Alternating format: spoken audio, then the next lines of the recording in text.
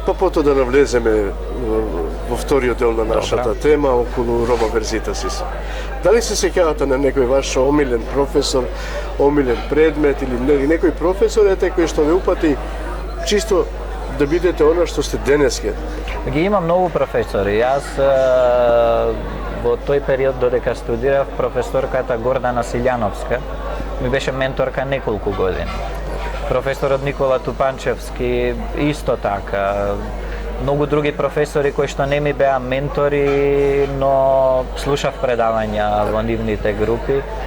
Секако они беа изненадени во тој период, бидејќи тогаш имаше се повеќе и повеќе студенти роми.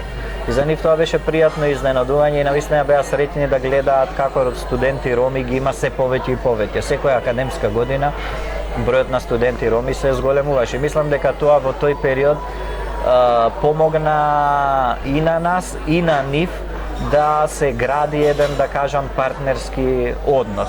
Се разбира, имаше и професори кои што не беа баш така пријателски расположени, но тоа не беше само кон мене или кон нас како студенти, припадници на ромската заедница, туку генерално. Едноставно луѓето си беа такви, тоа беше нивниот карактер.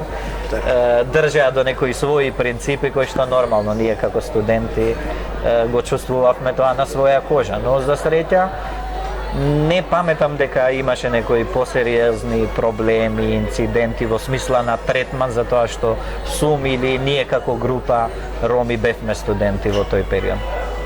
Го завршувате факултетот, предпоставувам, со висока оценка? Не многу, не, просечен студент бев, не бев одличен студент, затоа што во тој период не можев целосно да се фокусирам на студиите. Јас морав да работам и да студирам, за да можам да издржам да живеам во Скопје. Бидејќи трошоците на вистина тогаш беа многу големи, стипендиите тогаш не беа толку достапни, не беа толку високи. И секоја се прашувам дали беше правилно тоа што дел од своето време го инвестира во заработка, а дел на факултет, отколку што ќе случеше, например, ако бев фокусиран само на студиите и имав многу висок просек. Немам се уште одговор, но во тој период бев приморан и да работам и да студирам. И велам, јас не бев одличен студент на факултет, бев одличен во основно и во средно, но на факултет не, затоа што не беше можно, морав да работам. Ме вративте на едно интересно прашање кој што сакав да ви го поставам. Ме подсетивте всушност. Доаѓате, нели, од Гостивар, влегувате во Скопје да студирате на факултет. Доаѓа реџепот едно просечно ромско семејство, кое верувам дека економската состојба не му дозволува баш да биде комотен како студент во Скопје. Како се снаоѓате? Па искрено, јас кога дојдов, и со сите. Да, јас кога дојдов во Скопје имав своја заштеда, бидејќи додека бев во средно образование, ние добивавме семејна пензија од татко ми. И таа семејна пензија јас ја користев за моето образование додека бев во средно. Јас уште од тога штедав за на факултет. Во тој период кога дојдов во Скопје, јас имав заштеда за 6 месеци само да издржам со сите, да кажам, обврски кои што и трошоци кои што ги има во тој период, но мајка ми често ми велеше, Бреџе, воопшто ти не мора да се грижиш за тоа, јас ќе направам се што е во моја моќ да ти не застанеш со студиите и продолжиш. Јас не се грижев толку многу за тоа, бидејќи верував длабоко во себе дека можностите ќе се отворат. Бидејќи кога тргнувате по наука, кога барате знаење, кога се трудите, тоаш не само вашите родители, туку првенствено и Севишниот ви ги отвара вратите и можностите. И тоа навистина беше така. Јас почнав да работам од вториот семестар од прва година и до крајот на студиите. Цело време бев ангажиран во нешто преку што заработував за студии. Така, ајде малку да се подсетиме на деновите на Рома Верзитас. Вие управувавте со Рома Верзитас. Како дојдовте да бидете на тронот на Рома Верзитас? Па не, јас не го водев Рома Верзитас, јас работев како асистент во Рома Верзитас. Така беше? Да, таму прво бев студент, добивав стипендија од таму и академска поддршка. Некаде при крај на студиите се отвори можност, имаше конкурс за асистентска позиција. Работев одреден период тамо, потоа работев и во неколку други невладини организации и така. Јас тука предлагам да направиме една кратка пауза, а потоа повторно да се вратиме во студиото. Сега.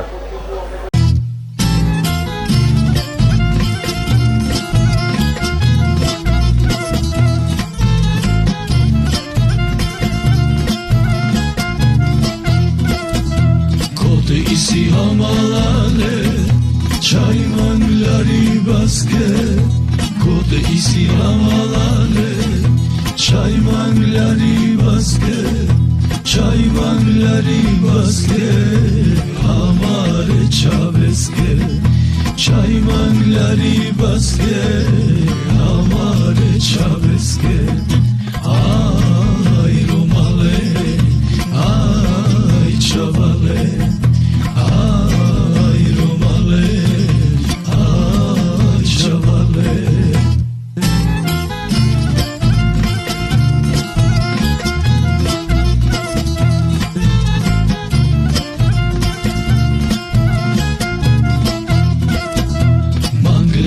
Keme boya çorol kerestar Manler keme boya çorol kerestar Legar gimladaye barval kereste Legar gimladaye barval kereste Ay romale ay çavale Ay romale, ay çavale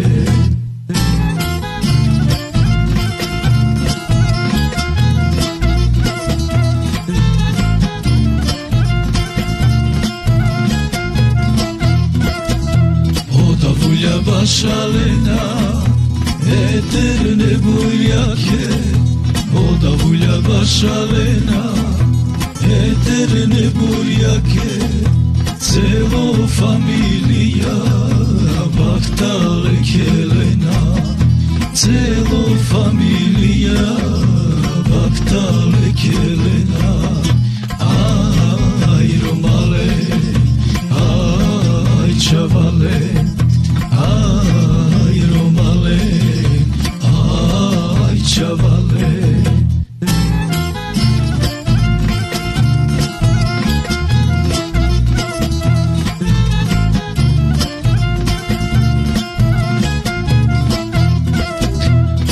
Saste omale, ampijen romale Ovin saste omale, ampijen romale Kavgama tekere, ampijen živine Kavgama tekere, ampijen živine Aj romale, aj čavale Ay romale, ay çavale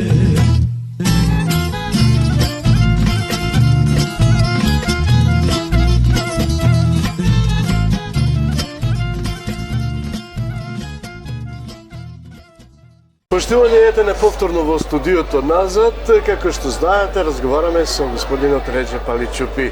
Господине Чупи, го спомнавме и Рома Верзитас, доаѓа времето кога Реджеп Али Чупи треба да се активира и во политиката. Бевте еден човек кој што барем во тоа време вредевте и значевте за име во една голема политичка партија на ромите. Како влеговте во политиката? Во 2007 година, да, не, 2008 година беше тоа. Тоаш на власт дојде ВМРО и беше нова влада. Мене ме поканија за 8 април да одржам еден говор во владата, поврзан со историјата на ромите. Така. И тогаш ме приметија неколку од министрите и самиот премиер и побара од мене да им пратам CV. Ме праша студирате, работите, што правите. Кога им кажав дека сум при крај со студиите, имав уште еден испит до дипломирање, ми побараа CV. Така? Многу подоцна, после неколку години од тогашниот пратеник Амди Бајрам, за жал сега почина, дознав дека веднаш го контактирал во тоа време премиерот Груевски и му кажал, запознав едно многу младо, паметно момче, мислам дека е добро да го пронајдеш и да го земеш во својата политичка партија. И така се случи да бидам исконтактиран од господинот Амди Бајрам и со конкретна понуда да прифатам една, тогаш да кажам, сериозна функција и висока функција. Така. Јас бев многу млад, имав 24 години само. Тогаш станувате Само што директор. ги завршив студиите. Понудата беше да бидам директор на Управата за образование на заедниците во Министерството за образование и наука. Така. Се разбира, тоа беше голем шок за мене и морав долго време да размислам што да правам, бидејќи во тој период јас се спремав за постдипломски студии во Будимпешта. Мајќи предвид дека тогаш на Централно Европскиот универзитет во Будимпешта имаше програма за образование на роми, јас моите планови првични беа по завршување на студиите тука да продолжам таму. Со сите со кои што се консултирав за идејата да се вклучам во политика, се разбира, никој не ме поддржа. Тогаш некако политичките партии не беа многу омилени и не беа многу популарни, туку беше невладиниот сектор. Така. Сите капацитети, сите вредни луѓе беа во невладиниот сектор, затоа што тогаш имаше и пари, и проекти, и функции, и се беше таму. Моето размислување тогаш беше дека сега е моментот да пробам да вратам на заедницата Така. и дека ова е навистина прилика. Така. Ако не успеам, Централно Европскиот универзитет во Будимпешта нема да побегне, ќе биде таму и таму можам да се вклучам кога сакам и подоцно. И така се убедив самиот и прифатив. И јас на 24 години станав директор за образование во Министерството тука во Македонија и мислам дека бев еден од најмладите директори не само во Министерството, туку и во целата влада, можеби и во Македонија, не знам. Тогаш И тоа станавте делуваше многу, така да кажам, и симпатично, но и луѓето има многу предрасуди. Толку млад, на толку многу висока функција, плюс дојден од една заедница која што е така во една понеповолна ситуација, да, но ете, за среќа успеавме и таму да се избориме да направиме некои убави работи од кои што луѓето и денес имаат корист. наспроти вашите одговори, јас можам да кажам станавте миленик на нашата нација во тоа време. Директор на нас, ромската популација, ни значеше многу, особено во таква позиција каде што бевте вие. Вие бевте човекот кој што точно тогаш направивте една, ајде да не кажам, реинкарнација во образованието. Си ставивте за цел да создавате што повеќе и повеќе стипендии и да стипендирате и средношколци и студенти со високо образование. Со вашето доаѓање, студентите почнаа уште повеќе да бидат средношколците да бидат поангажирани да студират.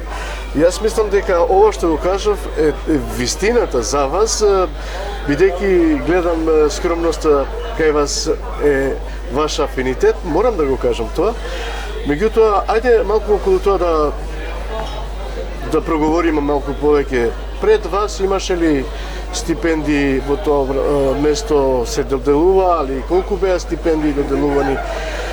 Со кој тим работевте кога дојдовте? Што направивте вие во вашето време? Ако може околу тоа да ни кажете.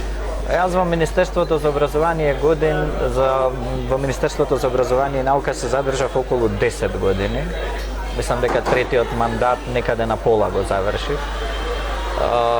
Таму кога тргнав, затеков една ситуација како и во сите останати институции кога се менува власта.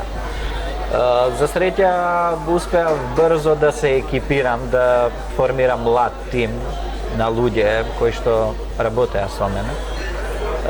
Пак да кажам, ете, и за среќа и колегите нероми одлично ме прифатија и ми помогнаа многу додека се прилагодив во Министерството и додека ги научив сите работи како функционира државниот систем и една таква голема институција и почнавме да се трудиме да нешто работиме, нешто правиме ново, да правиме нешто интересно, нешто што е потреба на ромската заедница. Првата година кога дојдов таму доделивме 650 стипендии за средношколци и роми кои што беа запишани во прва година средно образование.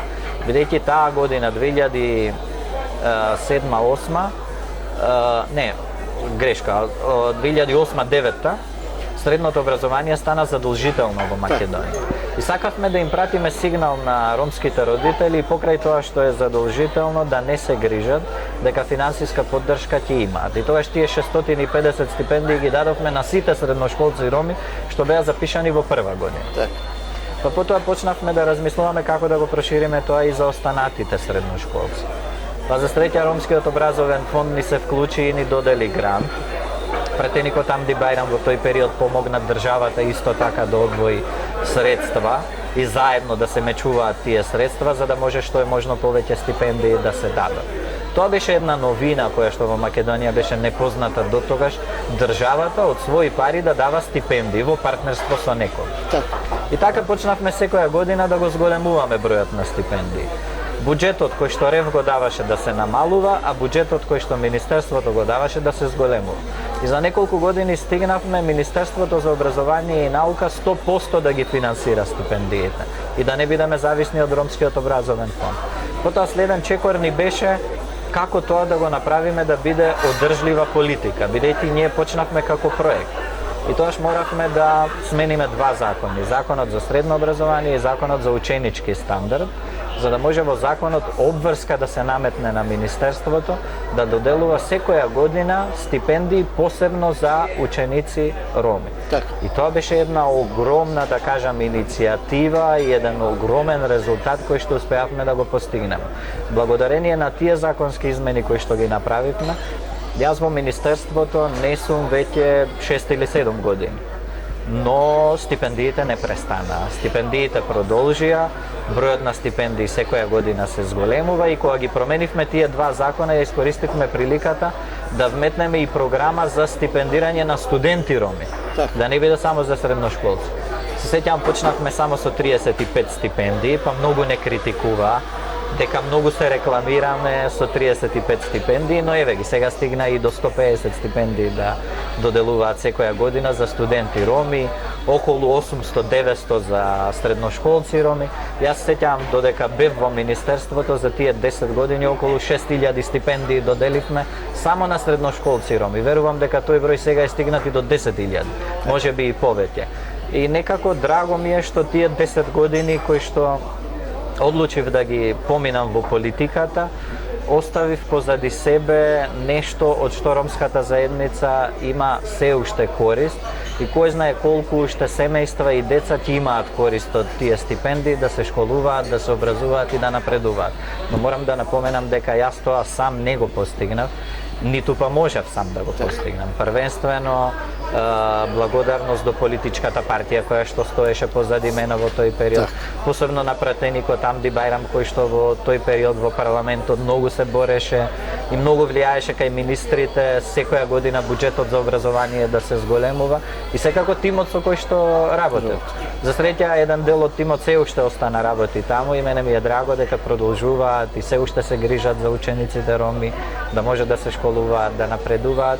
И на некој начин така ја завршив мојата, да кажам, работа и ангажман во Министерството за образование и наука, кој што не беше краток, 10 години е сепак еден долг период да се задржите на една позиција и во една институција.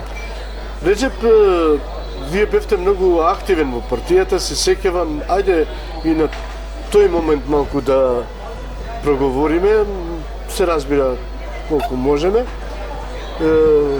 На ЦРМ, или како беше, не се сеќам точно сега на називот, младинскиот актив на Сојузот на ромите во тоа време. Се сеќавам во универзална сала, плејада на високо образован кадар беше и ја представувавте вие како председател таа организација. Сојузот на ромите во тој период од кога тргнав јас таму беше многу активна партија, беше најголема и најмотина ромска партија во тој период. За пратеникот Амди Бајрам не треба многу да зборувам, општо е познато каков политичар и колку успеси имаше во својата политичка кариера. Тогаш некако младите беа ориентирани и заинтересирани да се вклучат во политиката. И ние секоја година имавме се повеќе и повеќе млади кои што ни се вклучуваа во партијата и беа активни. Така дојдовме до идејата со пратеникот Амди Бајрам да формираме Унија на млади. Ја нарековме Умна СРМ. Умна СРМ. Ум во смисла ум како памет, Така. а кратенка унија на млади. Да. И во тој период за прв пат во историјата на ромскиот политички живот ние на формален начин организиравме и одржавме конгрес. Тој конгрес се одржа во јануари во 2013 година во Универзална сала. Така. Универзална сала имаше капацитет од некои си 1000 до 1200 места. Така. Целата беше полна со млади луѓе од цела република.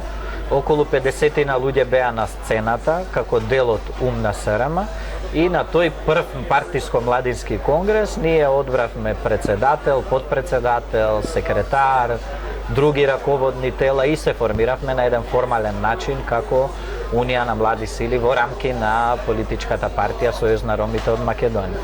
Потоа и другите политички партии го следеа нашиот пример, почнаа и тие да формираат, но морам да кажам дека таа унија броеше многу млади луѓе кои што беа со високо образование или студенти, секако имаше и со средно образование и со понизок степен на образование и бевме една група која што беше многу активна во партијата, која што и научи многу и допринесе многу за СРМ да биде тоа што беше во тој период. Имавме од кого да учиме, но имавме и што да дадеме. Така. Се тргнувате од партијата, се тргнувате од политиката. Зошто? Па во 2017 година, ако не грешам, власта се смени во Република Македонија и тогаш јас добив понуда да останам во Министерството за образование и да продолжам да бидам директор, но да пристапам во друга политичка партија. Мојот интегритет едноставно личен не ми дозволи тоа да го направам. Јас бев тогаш член на Сојузот на ромите и Сојузот на ромите остана во опозиција да бив. За кратко време партијата се врати повторно во коалиција со владеачката партија, но јас добив една понуда која што не можев да ја одбијам. А тоа беше директорско место во Ромскиот образовен фонд. И тогаш размислував повторно како што размислував во 2007-2008 година кога ја добив понудата да бидам директор во Министерството за образование и наука. Моето размислување тогаш беше дека во минатите 10 години јас помогнав и вратив некако на ромската заедница и оставив некоја можност преку која ромите ќе имаат поддршка и без мене во образование. Ромскиот образовен фонд е фондација која што додека јас студирав и се школував, многу ми помогна и со стипендии, и со дополнителна академска помош и сметав дека сега е време да вратам и на Ромскиот образовен фонд кој што беше моја поддршка додека студирав.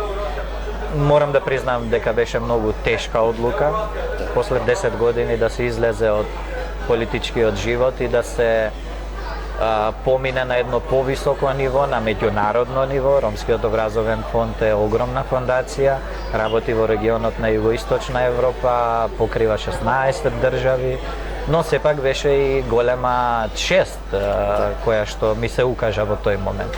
Се разбира, прв со кој што се консултирав беше пратеникот Амди Бајрам, кој што морам да кажам дека многу се грижеше за мене, не како негов соработник, туку како негово собствено дете. Јас сите успеси кои што ги постигнав додека бев во Министерството за образование и наука и сето она што го направив како политичка кариера во Македонија, пошто луѓето ме препознаваат, му го должам него.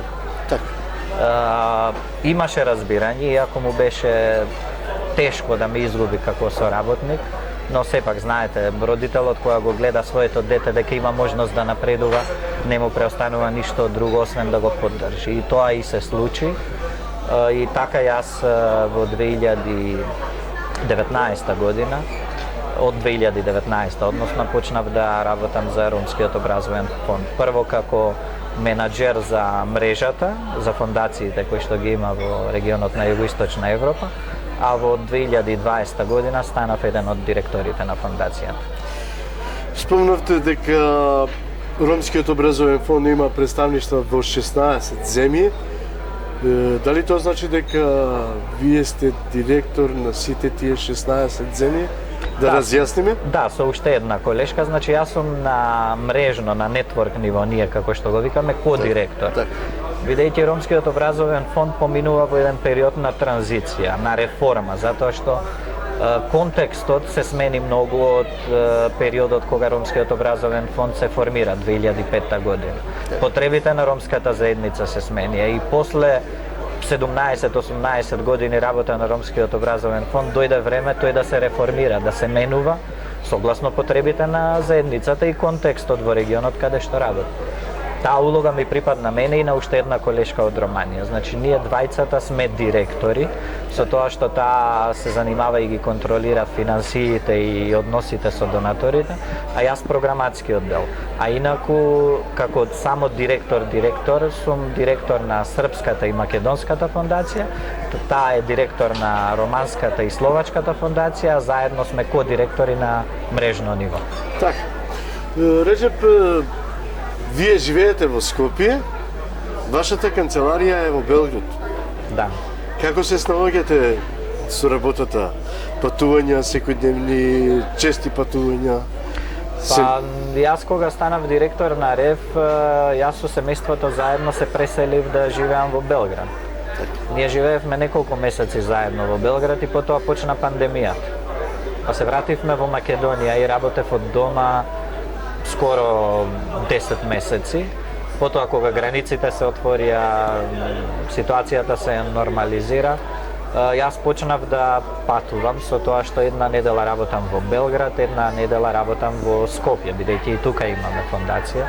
И за сега веќе трета година работам така, на релација Скопје-Белград. Често пати ве гледаме на социјалните мрежи со високи личности, што на нас, особено чест на ромите, ни представува и гордост, морам да кажам, сте за нас како нација. Ве гледаме со многу високи личности, со личности кои што навистина вредат во Србија. Председателот на Србија, па амбасадори, дипломатски кори, така натаму и така натаму. Како го достигнувате времето со работата и со луѓето таму? Па се трудиме да работиме нешто што е важно не само за ромската заедница, туку и за општеството во целост. И луѓето тоа го препознаваат. Кога имате искрени намери, кога навистина се трудите, луѓето го забележуваат тоа и морам да кажам дека одлично сме прифатени од властите во Србија, каде што ни е главната фондација. Имаме одлична соработка со Министерството за образование, со Министерството за човекови и малцински права, со кабинетот на премиерката, дипломатскиот кор, сите скоро не знаат и присуствуваат на наши настани. Секако не беше едноставно додека го постигнавме тоа ниво, бидејќи фондацијата во Србија е формирана во 2019 година, односно моментот кога јас доаѓам таму и секој почеток е тежок, но имам млад, мотивиран тим, енергичен тим и заедно мислам дека се трудиме многу и тоа е препознаено од страна и на властите и на меѓународната заедница, но секако ние не сме задоволни со тоа. Нашите амбиции се многу поголеми и секако пред нас има уште многу работа. Имавте едно, ајде да не кажам интервју, изјава ваша, чинам беше за ЕН телевизија. Да. Малку контра градоначалникот се разбира со големо оправдување кон вас, затоа што тогаш мислам дека направи една грешка градоначалникот на Белград, ги искритикува ромите, па вие малку изреагиравте со одредени колеги од вас. После тој настан, какви беа реакциите кон вас и се разбира од страна на општеството таму и од страна на обичниот народ? Наша обврска беше да реагираме. Градоначалникот на Белград имаше еден непристоен и дискриминирачки говор кон ромската заедница, посебно околу тоа дека не сакаат да се школуваат, се надвор од образовниот систем и слично. Имајќи го во предвид нашиот мандат и да кажам област во која што работиме, наша обврска беше да реагираме. И ние реагиравме најдобронамерно, да му покажеме на градоначалникот на Белград што се случува околу него, бидејќи беше јасно дека не е savesен. Така. Ние со државата имаме многу заеднички проекти и иницијативи. Имаме и со многу партнерски организации, многу заеднички проекти на кои што работиме. И само сакавме да му укажеме на градоначалникот дека секогаш кога ромите ги имаат минимум потребните услови, тие прогресираат, учествуваат, се вклучуваат, но дека тоа не е наша обврска, туку негова, дека ние со нашата работа само нему и на српското општество и на државните институции им помагаме. Се разбира, имаше и позитивни и негативни реакции. Позитивни реакции од самата ромска заедница и од тие кои што беа свесни и го разбираат концептот на мултиетничко општество и на европски вредности. Се разбира негативни од радикалистите и од националистите. Но сето тоа е нормално и тоа е само показател за нас дека добро си ја вршиме работата. Така. Се надевам дека градоначалникот после вашите излагања се освести и понатаму имаше и реакцијон дека неговиот татко бил најдобриот другар на нашиот покоен Рајко Ѓурич и тоа му беше, претпоставам, само оправдување кон нашата Па нација. се разбира, он свати каква грешка направил и за жал проба да го искористи Так. покојниот Рајко Ѓурич за да некако избалансира ситуацијата, но тоа не е она што ние го очекуваме. Ние очекувавме да се извини и заедно со нас да проба да ја реши ситуацијата и проблемите кои што ги имаат не само ромите и останатите граѓани во Србија. Но очигледно е дека нема идеја, не знае како, ние ќе си останеме на нашата позиција и на нашата работа и секогаш кога ќе греши ние ќе го критикуваме. Без разлика дали ќе биде тој или некој друг, сеедно, нас тоа воопшто не ни е важно. Важно ни е државните институции, носителите на јавни функции према нас да се однесуваат со почит. Така, целта на фондацијата е стипендирање на средношколци и ученици со предшколска возраст, колку што знам. Дали има нешто ново во таа фондација сега вметнато и како работи, еве накратко, кои се успесите на фондацијата сега во моментот? РЕФ е формиран во 2005 година, кога почна меѓународната иницијатива Декада за вклучување на ромите 2005-15. Тогаш се свати дека нема да има прогрес и нема да може да се постигнат резултати во тие 4 приоритетни услови ако не се формира образовен кадар кој што ќе може да работи на тоа. И тоа беше и целта зашто се формира РЕФ. РЕФ имаше два главни столба. Првиот беше стипендисткиот, преку кој што се доделува и се уште се доделуваат стипендии за студенти роми, подоцна почна и за средношколци. А другиот столб беше грантовата шема преку која што се доделуваа грантови на државни, локални и невладини организации кои што работат на вклучување на децата роми од предшколско образование до терцијарно, односно високо ниво на образование. Ние во изминатите 17 години, еве ќе се обидам да ви сумирам само на кратко, РЕФ има потрошено преку 150 милиони евра, има опфатено преку 100.000 директни и индиректни корисници, има инвестирано преку 30 милиони евра само во стипендии, има опфатено преку 20.000 стипендии доделени и на 8.000 индивидуалци. Значи 8.000 индивидуалци добиле стипендија од РЕФ да завршат факултет. Тоа е завидлива бројка. Тоа е огромна бројка, но за жал успеси? Не ги гледаме многу поголемиот дел од тие луѓе каде се. Има еден мал дел кој што е активен, некој е во политиката, некој е во невладиниот сектор, некој е во бизнис секторот, но 8.000 е навистина голема бројка. И ние сега се обидуваме да видиме каде се сите тие млади луѓе, што прават, да пробаме да ги споиме заедно и да видиме со таа група на млади луѓе што може да направиме за ромската заедница не само во овој регион, туку и во цела Европа. Пред некој ден се вративте од Белград, имавте еден голем настан таму. Ке ни кажете ли зашто се работи накратко и тој момент да го доловиме? Тоа е еден проект кој што се вика Роми лица на промени. Некако после 17 години работа свативме дека постарата генерација на ромски активисти за жал се помалку и помалку ја има меѓу нас, бидејќи сите тие имиња и големи активисти се во сериозни години, за жал дел од нив и почина. И сметавме дека треба да ги собереме, тие се разбира, кои што се одзва, а не можевме сите. Така. И сакавме да добиеме од нив стории, како им било во нивната работа, во нивниот активизам, почнувајќи од првиот светски конгрес, значи Така. 50 години назад се вративме. За тие кои што не се меѓу нас, баравме луѓе кои што биле блиски до нив, па да зборуваат за нив и за нивната работа, како например за Рајко Ѓури, за Марсел Куртијаде и за други имиња. И прво од тие материјали кои што ги собравме, направивме една книга. Да? Од таа книга снимивме и документарен филм и во Белград на 16 мај, на денот на отпорот на ромите, Така. ги промовиравме документарниот филм и книгата, ги поканивме авторите да дојдат во Белград и како благодарност и признание за нивната работа дизајниравме трофеј кој што ја символизира нивната работа и ја символизира новата генерација на млади лидери кои што доаѓа. Тој трофеј беше дизајниран од наши двајца еминентни уметници, Зоран Таировиќ од Србија и Сеат Казанџиев од Албанија.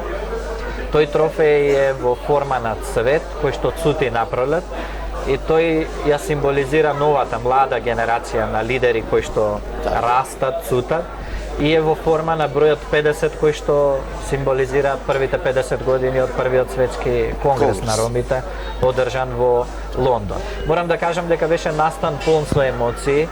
Луѓето беа трогнати од тоа дека некој се сетил на нив и некој ја препознал нивната работа. Јас апелирам и до другите организации кои што работат на полето на јазик, култура, уметност, историја и слично, да обрнат внимание на нашите постари лидери кои што добар дел од нивниот живот го инвестирали и вложиле за развој на ромската заедница и да им обрнат внимание и некакво си признание за нивната работа, бидејќи навистина беше тоа големо задоволство и преубав настан да ги видите луѓето кои што повеќе од 50 години работеле, се уште работат и кога ќе добијат некакво признание како убаво и среќно се чувствуваат. И секако со материјалот кој што го продуциравме, сакаме да оставиме во наследство на младата генерација нешто од кое што ќе може да учат и ќе им биде поттик и инспирација за да бидат поактивни во наредниот период. Предпоставувам дека овој настан ќе биде традиционален, па некогаш можеби телевизија Б1 ќе дојде да го забележи како настан, ако ништо друго. Се надевам и јас искрено. За сега беше дизајниран само за потребите на овој проект, но да, идејата стои дека таа статуетка која што ја креиравме треба да биде еден престижен бренд за сите оние лица кои што даваат придонес и се трудат да помогнат во развојот на заедницата. Секако. Реджеп, ајде да се навратиме малку и на приватниот живот. Дали Реджеп е оженет, деца, фамилија? Да, јас повеќе од 10 години сум во брак, со Алма заедно имаме 2 машки деца, Тарик има 7 години, Дарис има 3 години, така да сме едно, да кажам, сложно, скромно семејство кое што се труди да живее нормално, посебно во овие, да кажам, тешки времиња во кои што е голем предизвик да воспитувате деца и да градите личности кои што ќе бидат честни, со принципи, со интегритет, но мислам дека сме на добар пат. Реджеп, вие веќе неколку години, колку што паметам, не сте во Гостивар, се преселувате во Скопје. Јас во Скопје живеам повеќе од 20 години, значи се преселив во 2001 година кога почнав да студирам тука и не се вратив. Него останав тука, малку во Белград, но генерално јас живеам Сега имате и ваш Скопје собствен со стан. семејството, да. Живеете исто со вашата мајка, морам да ја поздравам со голема почит кон незе. Исто така да кажеме на гледачите дека вие исто така го гаите исламот и сте голем почитувач на религијата. Да, мајка ми живее со нас и она многу ни помага со децата. Ваков динамичен живот секако не е возможно да се избалансира ако немате некој кој што ќе ви помага и драго ми е што е со нас и што уште е меѓу нас. И секако тоа е една убава семејна, да кажам, атмосфера, да. Реце, ајде Стигнавме јас на моите гости велам под наводници скокотливи прашања, па ете и тебе да те прашаме. Дали Реджеп знае да биде спремен да го подготвува станот ако му се најават гости ненајавено? Морам да кажам дека кај нас многу често доаѓаат гости. Еден дел од гостите има таква, да кажам, култура на најава, да се најават пред да дојдат, но повеќето не, заради блиските релации и однос кој што го имаме и нас воопшто не ни пречи. Понекогаш ни е непријатно, бидејќи јас и Алма работиме, ако се погоди никој да нема дома, но од друг аспект не, апсолутно. Напротив, колку повеќе гости доаѓаат, тоа е поголемо богатство за нас. Така е. Јас мислев за нешто друго, меѓутоа умешно го одговоривте прашањето, јас пак ќе се повторам. Да речем, дали знае некогаш Реджеп да земе осисивач да и помогне на Алма? Секако, да. Не многу често, затоа што многу често патувам, но секогаш кога има прилика и можност, да, мислам, ние сме млади луѓе, еманципирани луѓе и ако не си помагаме и поддржуваме еден меѓу друг, тешко дека ќе можеме да ги избалансираме и професионалните и приватните обврски. Зна ли Реджеп нешто да подготви од храната? Не, за жал не. Јас додека бев студент научив да се хранам надвор и таа навика за жал ми остана. Од тој аспект не можам да се пофалам со нешто конкретно. Не се ни обидуваш? Па за жал не, затоа што работните обврски не го дозволуваат тоа, да. Реджеп, која куња ја преферираш најмногу? Нашата добра медитеранска, позната за овој регион. Сакам понекогаш да пробам и нешто поразлично, но генерално до добрата традиционална наша, позната за овој регион на Балканот и тоа е тоа, ништо посебно. Сега сте во Скопје, бевте и во Гостивар. Ако јас сакам да одам во Гостивар, каде би ми препорачале да одам, на кое место? Па искрено не знам, затоа што долго време не сум таму. Ако ме прашате за Скопје и Белград, со сигурност ќе има што да ви препорачам, но за Гостивар ќе мора да консултирате некој кој што е подолго време таму. Каде во Скопје најмногу можеме да ве најдеме? Каде се движите? Тука во централното градско подрачје. Така. Реджеп, на вистина не знам што друго да ве прашам, мислам дека ги исцрпивме сите прашања. Доколку има нешто што јас заборавив да ве прашам, а имате да го кажете пред гледачите на Б1, еве можност.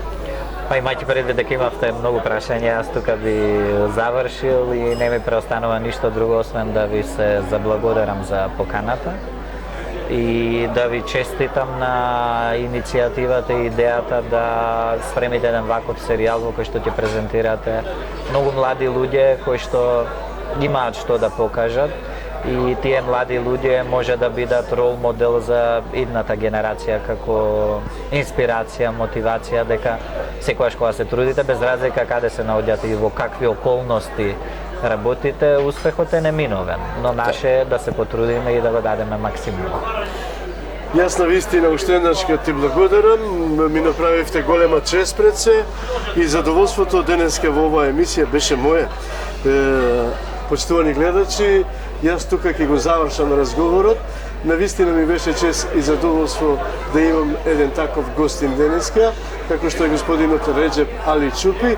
Се надевам дека разговорот ви беше пријатен и не следете до крај на овој разговор. Ако беше така, ве поканувам и понатаму да не следите во оваа емисија. Ви благодарам на вашето внимание и ви посакувам добри моменти. Поздрав! Thank